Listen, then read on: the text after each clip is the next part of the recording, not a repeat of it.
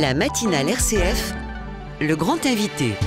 Les images qui nous parviennent sont terribles, scènes de désolation en Turquie et en Syrie, après le puissant séisme qui a fait trembler la terre dans la nuit de dimanche à lundi. Cette nuit encore, les secours s'affairent pour dégager des décombres les éventuels survivants, malgré un froid persistant qui complique les opérations de secours. Le bilan provisoire fait état de 7800 victimes, parmi elles des chrétiens d'Orient qui étaient déjà durement éprouvés par la guerre et la persécution. Pour en parler, nous sommes ce matin avec Monseigneur Pascal Gollnisch. Bonjour. Bonjour. Vous êtes le directeur général de l'œuvre d'Orient. Ce séisme, je le disais, vient s'ajouter à la liste des épreuves que subissaient déjà les chrétiens d'Orient. Dans les endroits où l'œuvre d'Orient est présente ou a des contacts, quel retour avez-vous depuis 48 heures ? Nous avons notre directeur pour la Syrie qui est sur place à Alep. Il est arrivé dans la nuit avec un convoi de 5000 couvertures. Nous savons d'abord que les températures, comme vous l'avez dit, sont extrêmement basses. Elles sont négatives. Il fait -2, -3 dans le nord de la Syrie. Ensuite, évidemment, ce sinistre intervient dans un contexte déjà très précaire, puisqu'il y a des sanctions qui contribue à faire souffrir la population qui vient de vivre plus de 10 ans de guerre civile extrêmement violente et cruelle. Donc le contexte est très dur.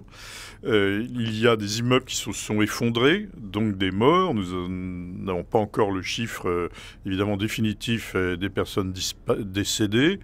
Il y aurait par exemple plus de 1500 personnes qui sont réfugiées dans la cathédrale orthodoxe, grecque orthodoxe d'Alep. Il y a plus de 2000 personnes qui dorment pour le moment dans leur voiture. Encore une fois, des personnes âgées, des enfants, des bébés. Il y a un manque de lait maternel, un manque de médicaments, un manque de produits pour se chauffer. Donc la situation est tout à fait dramatique.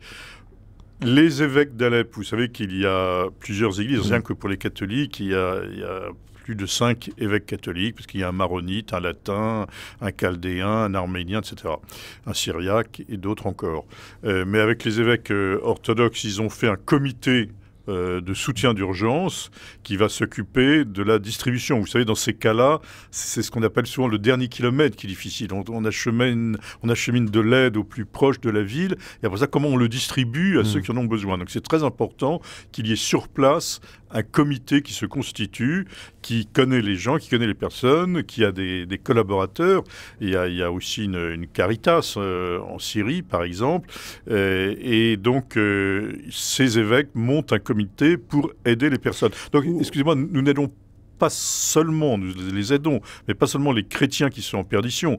Nous aidons aussi les chrétiens à aider l'ensemble de la population. Et ça, c'est à la fois la raison d'être des chrétiens sur place et aussi la raison d'être de l'œuvre d'Orient. Oui, parce que l'aide internationale commence à se structurer, mais sur place, on imagine aussi que la situation est compliquée dans un contexte, vous le disiez, de sortie de guerre civile. Alors, en Turquie, les choses s'organisent de fait avec la communauté internationale, même si les autorités locales sont un peu débordées.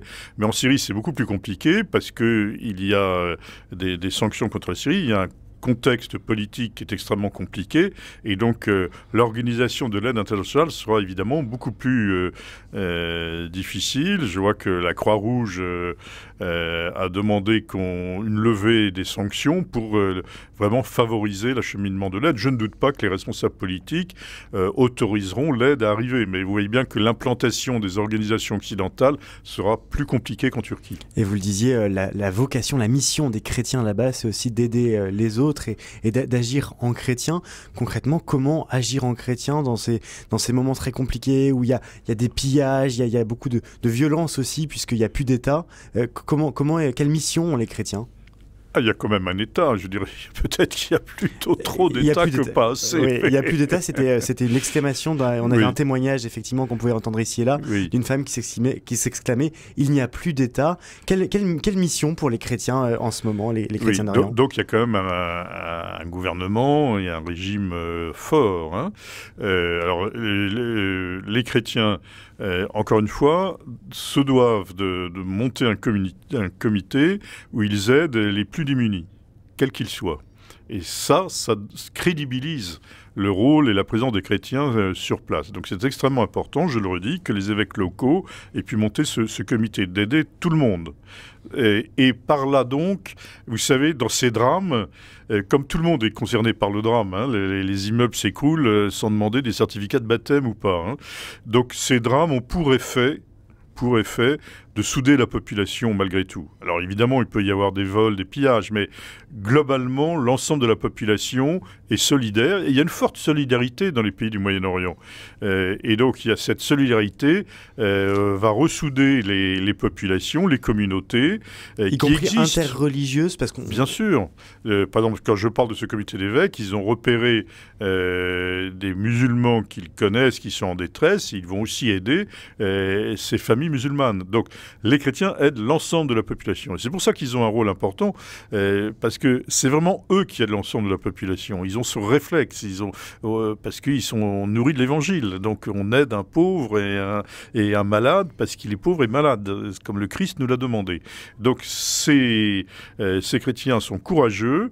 Bien sûr, il y en a qui ont quitté la Syrie, qui est un pays en détresse. Mais il y en a qui sont restés. Je ne voudrais pas toujours qu'on parle de ceux qui sont partis, qui ont pris leur décision. Je ne les juge pas, mais il y a ceux qui restent, et il y a des religieux, il y a des religieuses, tout cela est en action. Je veux dire, c'est pas du tout dans une passivité. Ces communautés, de fait, surtout en raison de la fragilité parfois des structures publiques, contribuent à apporter l'aide au plus près de ceux qui en ont besoin. Fragilité, effectivement, du service public.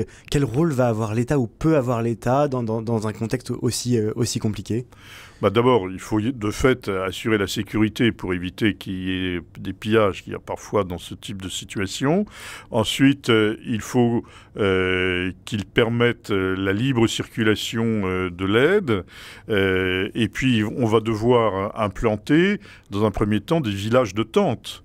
Et après ça, autant que possible, des bungalows, comme nous l'avons déjà fait au moment où les chrétiens ont été chassés par Daesh en Syrie et en Irak. Donc, il va falloir implanter des villages de tentes et donc acheminer de l'eau, de l'électricité. Il faut rescolariser les enfants parce que j'ai mieux compris que si un enfant est déscolarisé, c'est pas tellement grave s'il manque les cours pendant 1 mois ou 2, c'est pas le problème. C'est que si les enfants sont déscolarisés, les familles sont désocialisées. Et donc, il est très important de garder le lien scolaire. Vous parliez de Daesh à l'instant, Monseigneur Gollnisch. Est-ce qu'il y a un risque aussi qu'il y ait une recrudescence de l'État islamique dans un contexte aussi chahuté ? Oui. L'État islamique se reconstitue aussi bien en Irak qu'en Syrie. C'est extrêmement préoccupant et il faut absolument éviter cela. Et le développement de l'État islamique, c'est de fait la misère des gens, et parfois donc la colère de ceux qui n'ont plus rien, et aussi d'ailleurs le manque d'éducation. Et nous agissons dans l'éducation et pour essayer de redonner un espoir aux populations. C'est une lutte contre le désespoir que nous devons d'abord mener. Nous sommes avec Monseigneur Gollnisch, directeur de l'œuvre d'Orient, pour évoquer ce séisme en Turquie et ses impacts dans les régions avoisinantes et notamment la Syrie et les impacts notamment pour les communautés chrétiennes sur place. Les communautés chrétiennes aussi qui rebâtissent, qui reconstruisent.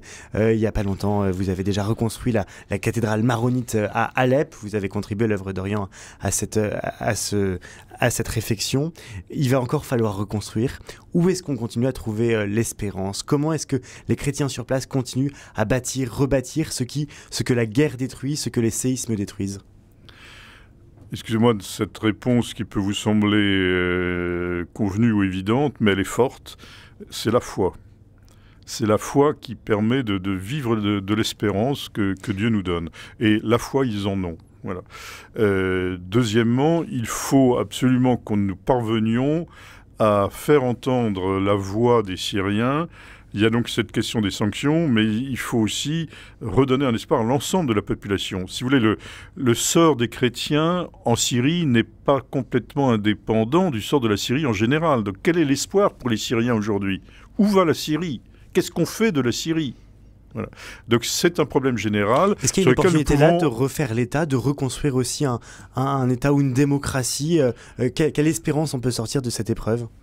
Alors je pense qu'effectivement, il y a des possibilités d'avancer en Syrie, mais c'est la question des Syriens.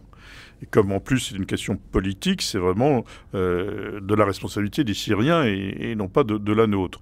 Nous, ce que nous pouvons faire, c'est faire entendre les détresses de la population et redire qu'il y a des gens courageux. Tenez, par exemple, en Syrie, nous avons 5 lieux qu'on appelle des Hope Centers, dans lesquels des jeunes adultes sont formés à redémarrer des entreprises à partir au plus proche du terrain. Eh bien, ces lieux sont formidables. Ce sont vraiment des lieux d'espérance, des Hope Centers. Eh bien, cela montre que le peuple syrien n'est pas mort, qu'ils n'ont pas baissé les bras. Ce sont des gens courageux, des gens travailleurs, des gens qui aiment leur pays, qui aiment leur ville. Et je ne doute pas qu'il y aura des gens pour reconstruire. Et la paix, elle peut être retrouvée aussi après autant de catastrophes ? La paix, évidemment, le drame, encore une fois, comme je vous l'ai dit, soude un petit peu les personnes et les communautés qui sont en souffrance. La paix est quelque chose de difficile. Cela dépend aussi qu'on appelle la communauté internationale, qui n'est pas du tout une communauté d'ailleurs. C'est aussi le problème des puissances étrangères qui sont présentes en Syrie et qui sont bien connues. Et savoir comment ils veulent vraiment aider la Syrie ou est-ce qu'ils veulent jouer leurs propres intérêts. Les images qui nous parviennent sont parfois difficiles et les auditeurs se demandent même peut-être comment aider aussi concrètement, comment aider sur place. L'œuvre d'Orient travaille, vous parliez de convois humanitaires qui apportent notamment des couvertures pour lutter contre le froid glacial. Concrètement, quelles actions peuvent être menées maintenant, aujourd'hui ? Alors, vous savez, dans ces cas-là, il y a d'abord une action d'urgence. Autrement dit, quand on a apporté 5000 couvertures la nuit dernière, c'était l'urgence. Les gens ont froid. Ensuite, ils vont avoir faim. Donc il faudra peut-être voir s'il y a de la nourriture qui peut être acheminée. La Syrie est quand même un pays qui existe, enfin je veux dire, donc il peut y avoir de l'aide déjà de Damas ou autre. Mais il y a de l'aide du Liban qui est pourtant en grande difficulté. Par le Liban, de l'aide occidentale. Donc ce sont des besoins primaires. On est en train encore de chercher s'il y a des survivants dans les décombres. Ça, c'est l'urgence. Après ça, il y a le moyen terme, c'est-à-dire permettre aux gens de ne pas vivre dans leur voiture. Donc je vous dis des éléments provisoires, des tentes, des bungalows. Et après ça, il y a à plus long terme, voire des plans de reconstruction. Et là, l'œuvre d'Orient va surtout mettre en contact les chrétiens d'Orient avec les grands bailleurs institutionnels, nationaux, européens ou des grandes fondations privées qui vont pouvoir évidemment reconstruire. Ça excède bien sûr les possibilités financières de l'œuvre d'Orient. Mais on peut faire le contact.